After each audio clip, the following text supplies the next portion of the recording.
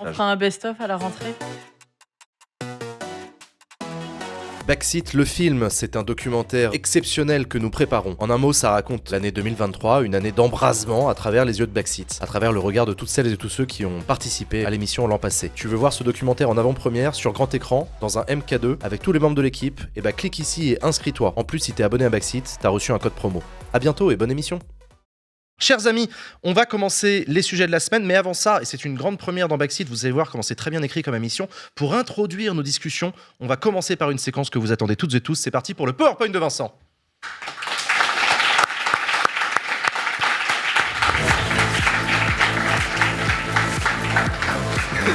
J'ai pas compris, tu m'as stressé. Mais sinon, t'as cru que j'allais annoncer autre chose ? Ouais, et puis moi j'étais prêt et tout. Enfin, là, Mais j'ai vu que t'étais prêt, c'est pour ça que je t'ai fait rentrer direct. Non, mais cette émission est très bien réalisée, ce sont des professionnels. Je remercie d'ailleurs toute l'équipe pendant que tu testes ton HDMI, est-ce qu'il marche bien ? Bah, on va voir ça dans une seconde.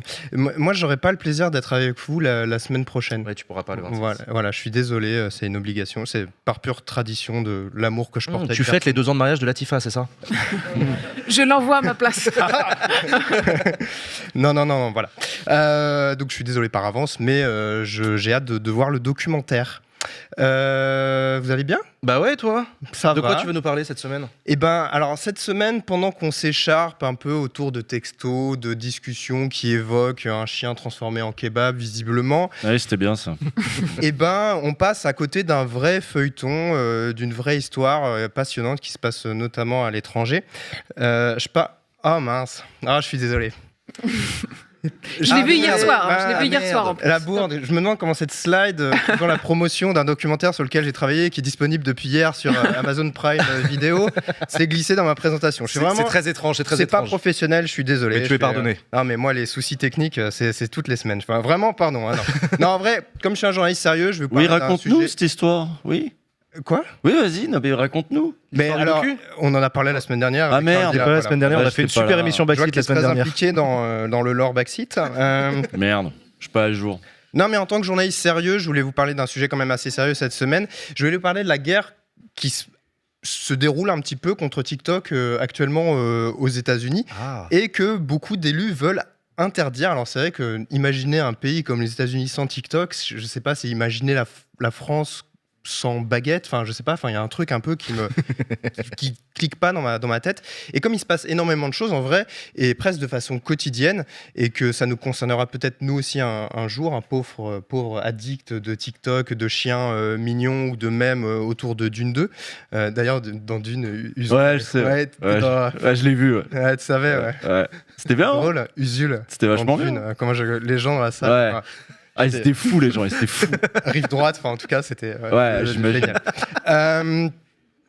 Et voilà, donc je voulais quand même vous poser une question, vous poser et tenter d'y répondre moi-même en fait. Est-ce que TikTok va vraiment être interdit aux États-Unis et un jour peut-être même en Europe, parce que il se passe quand même pas mal de choses. Alors évidemment, comme d'habitude, il y a un petit retour en arrière qui s'impose. Je vous renvoie en 2020, le Covid nous enferme chez nous et il y a beaucoup de gens qui trouvent refuge sur Internet. Donc, on a beaucoup parlé de Twitch, parce que Twitch a vraiment explosé. Mais TikTok aussi, ça a été assez énorme.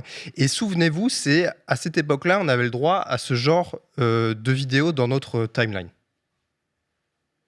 Françaises et Français qui ont été testés positifs.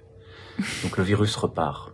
Encore plus fort. Donc nous devons être vigilants, nous devons prendre soin les uns des autres en ce moment de fête.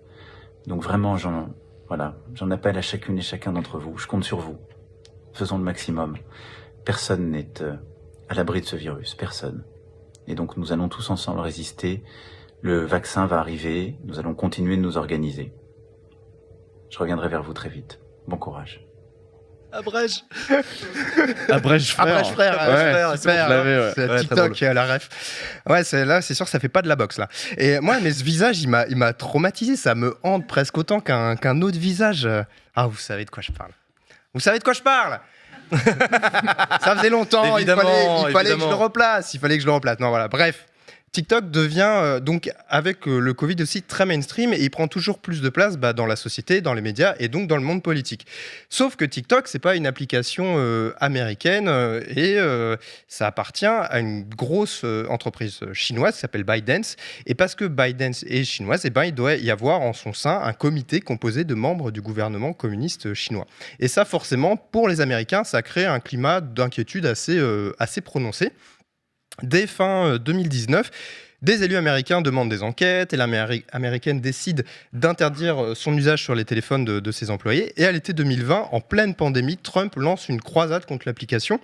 Alors que l'Inde avait déjà décidé de bannir l'application dans son pays, le président américain émet l'idée d'un ban à cause, alors pas à cause des risques de collecte de données. Est-ce que vous savez pourquoi il avait décidé de bannir l'application à l'époque, au départ? Je suis tellement pas dans sa tête à Trump. Et grand bien te fasse. En fait, sais pas, c'était quoi sa raison? Tout simplement pour punir la Chine après l'épidémie de Covid. Vraiment, genre en mode... le Covid là, ok, je fais un lien dans ma tête, on va punir TikTok. Vraiment. The Chinese virus. Very bad, very bad. Aucun rapport. Un move de bébé Cadom, hein. Vraiment, Et je trouve qu'aujourd'hui, on oublie vraiment ce que Trump était comme président. Et visiblement, vu les sondages récents aux États-Unis, beaucoup d'Américains ont oublié aussi.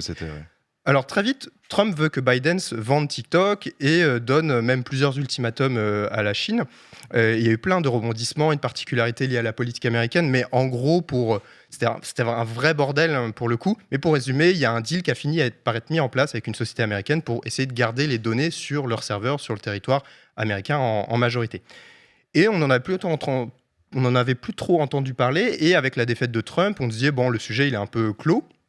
Mais les parlementaires américains, ils ont continué de demander des enquêtes. Et on a appris notamment que plusieurs employés de TikTok avaient espionné des journalistes américains pour retrouver des sources. Donc ça a fait un gros scandale. Le gouvernement Biden a décidé de bannir l'application des téléphones de ses employés et malgré l'audition du CEO de TikTok, qui a tenté de rassurer les législateurs à plusieurs reprises, la méfiance était quand même toujours plus forte.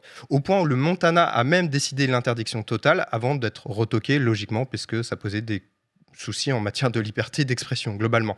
Ce qui nous amène donc à ce nouveau vote qui a eu lieu il y a quelques jours à la Chambre des représentants, qui relance un petit peu tout le dossier. Le texte de loi, il a été adopté avec une majorité de 352 voix sur 432 élus. C'est quand même énorme. Et ça n'interdit pas forcément TikTok en soi pour l'instant, mais ça obligerait ByteDance à vendre l'application sous 180 jours, ce qui est un délai ultra court. Créer une filiale ? Pardon ? Pour créer une filiale, parce que couper les liens avec la maison oui, mère. Ouais, c'est ça. Et en fait, en gros, faire rentrer des capitaux américains pour assurer un contrôle, etc. Et donc, si ça n'arrive pas, l'application pourrait être interdite des stores Apple et Google. Et même si un tel scénario, ça semble quand même assez compliqué à être mis en place, les opposants à cette hypothèse se font de plus en plus pressants.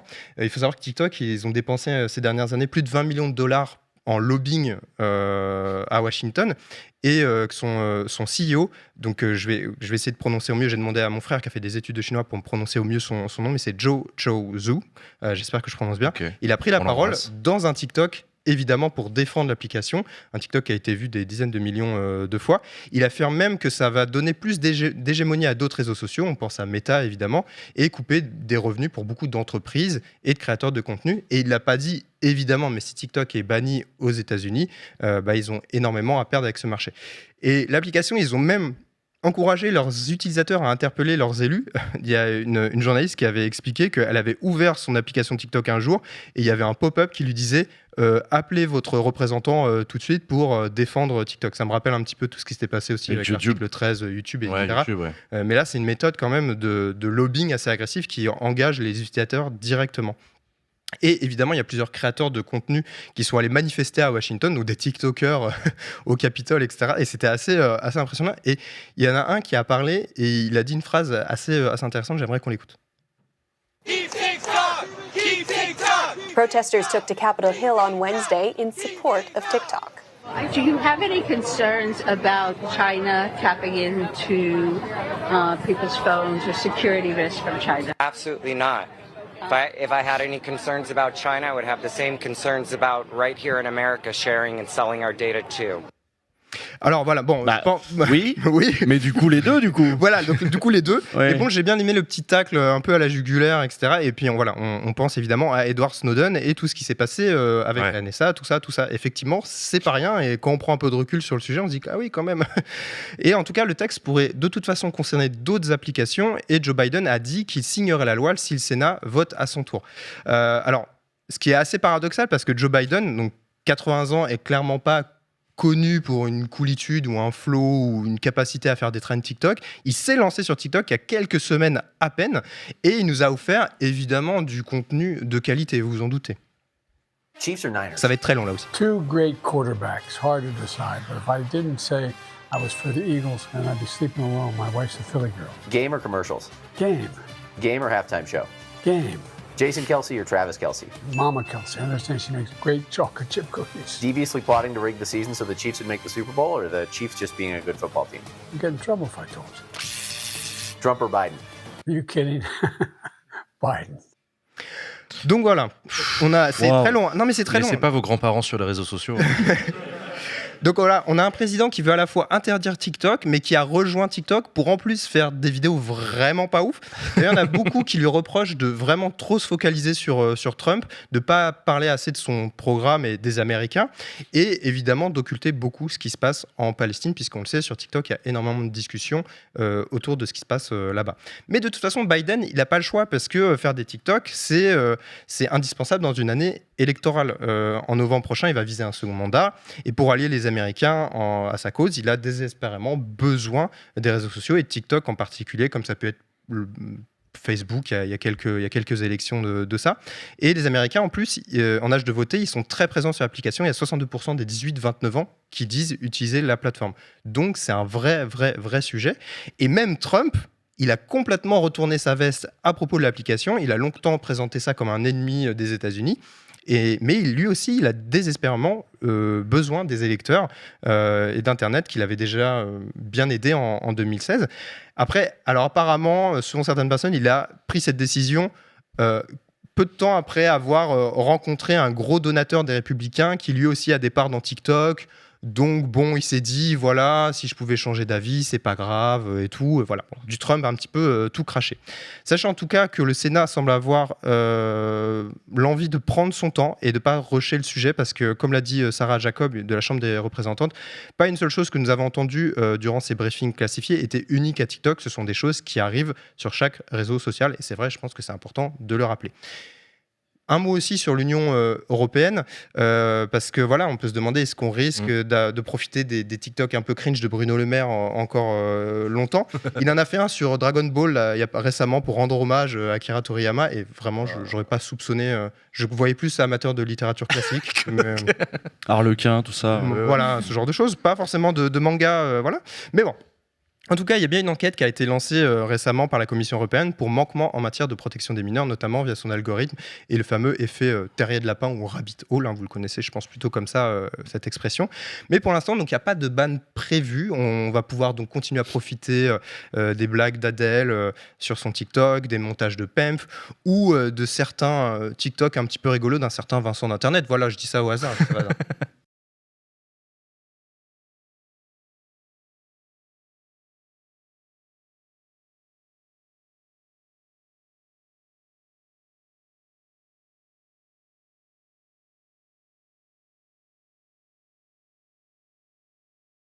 Ce peu un point exceptionnel